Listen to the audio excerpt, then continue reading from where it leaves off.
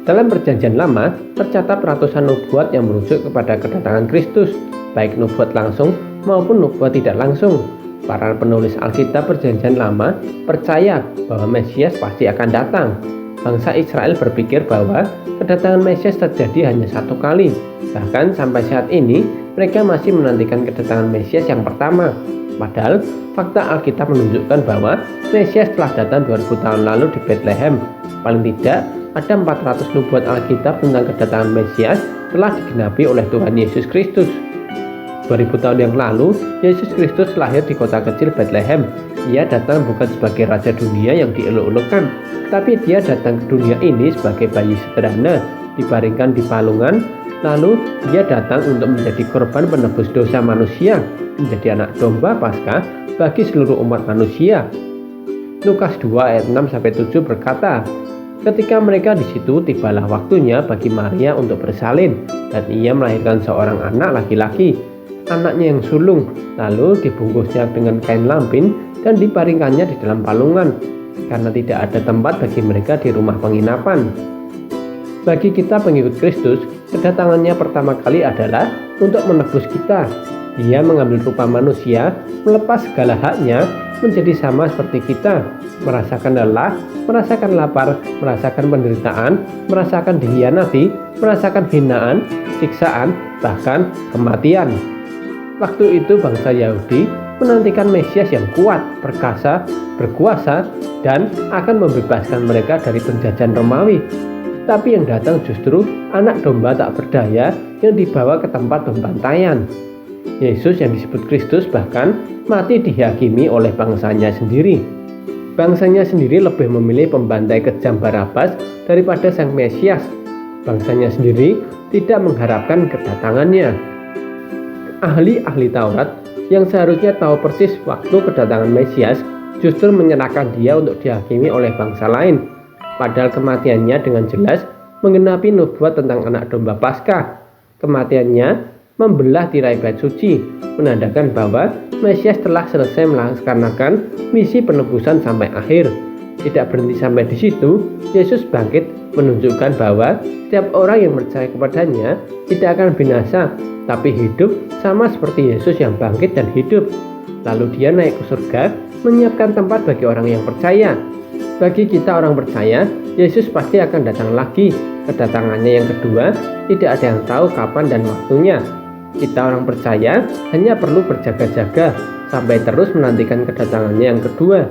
Sementara mereka yang tidak percaya bersiap menghadapi kedatangan Kristus seperti pencuri yang membunuh, menghancurkan dan membinasakan. Karena kali ini dia tidak lagi datang sebagai domba yang tidak berdaya, tapi kini dia datang untuk benar-benar mendirikan kerajaannya. Dia akan datang kedua kali sebagai singa dari suku Yehuda. Kedatangannya yang kedua kali jelas berbeda dari yang pertama. Dulu hanya beberapa orang yang melihat kelahirannya. Nanti setiap mata akan memandang dia. Dulu dia datang di tempat paling rendah dan hina, di kandang domba. Nanti dia datang di tempat paling tinggi dan mulia, yaitu di awan-awan. Dulu ia datang di dalam kelemah lembutan, nanti ia akan datang dengan kuasa dan kemuliaan. Dulu ia datang untuk melayani sebagai seorang hamba, nanti dia datang untuk memerintah sebagai seorang raja. Dulu dia datang untuk disiksa dan dihina, nanti dia akan datang untuk dipuji dan disembah. Dulu dia datang untuk dihancurkan musuh-musuhnya, sedangkan nanti dia akan menghancurkan semua musuh-musuhnya. Dulu ia datang untuk dihakimi oleh dunia, nanti ia akan datang sebagai hakim semua bangsa. Dulu dia datang bermahkotakan duri, nanti dia akan datang bermahkota raja. Dulu dia datang dengan tongkat gembala untuk menyelamatkan umatnya, nanti dia akan datang dan memerintah dengan gada besi untuk menegakkan kebenaran. Dulu dia mengendarai keledai sebagai simbol kelemah lembutan, dan nanti dia akan datang menaiki kuda putih sebagai simbol menegakkan kebenaran. Dulu dia disalibkan di atas kayu salib, nanti dia akan datang membawa murka Allah atas dunia bagi mereka yang menolak salibnya. Dulu ia datang untuk mati menebus dosa manusia, nanti ia datang untuk memberikan hidup bagi mereka yang percaya. Dulu ia datang di kandang domba, nanti ia datang di atas awan disertai pasukan surgawi. Dulu hanya sedikit orang yang percaya dan mengikut Yesus, tapi nanti setiap lutut akan bertelut dan setiap lidah akan mengaku Yesus adalah Tuhan. Itulah kedatangan yang kedua. Wahyu 1 ayat 7 berkata, "Lihatlah, ia datang dengan awan-awan dan setiap mata akan melihat dia, juga mereka yang telah menikam dia. Semua bangsa di bumi akan meratapi dia." Ya, amin.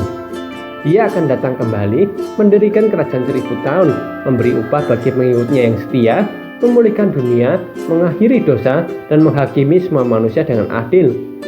Lalu, dia adalah anak domba Paskah tak berdaya, membiarkan dirinya dibawa ke tempat pembantaian.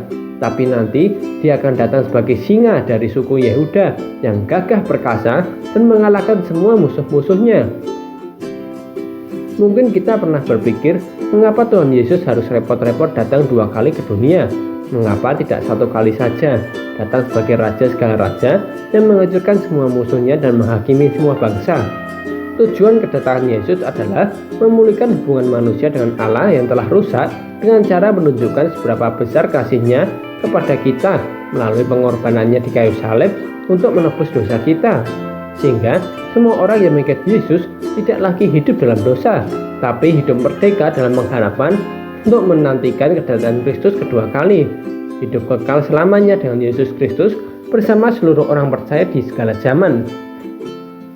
Kini sudah 2000 tahun lalu dia datang, dan hampir 2000 tahun sejak kenaikannya kembali ke surga. Dari hari ke hari, bulan ke bulan, tahun demi tahun, abad demi abad, dan akhirnya sampai saat ini, janji kedatangannya masih dinantikan oleh semua orang percaya, dan juga waktunya semakin dekat. Walau kita tidak tahu kapan dia datang, kita bisa memilih untuk mengikut Yesus dan menantikan kedatangannya, atau menolak Yesus dan menantikan murka Tuhan atas dunia ini. Ingat, dia datang segera.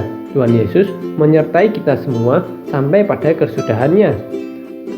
Titus 2 ayat 12-13 berkata, "Ia mendidik kita supaya kita meninggalkan kefasikan dan keinginan-keinginan duniawi, dan supaya kita hidup bijaksana, adil, dan beribadah di dalam dunia sekarang ini, dengan menantikan penggenapan pengharapan kita yang penuh berkat dan penampakan kemuliaan Allah yang maha besar dan juru selamat kita Yesus Kristus.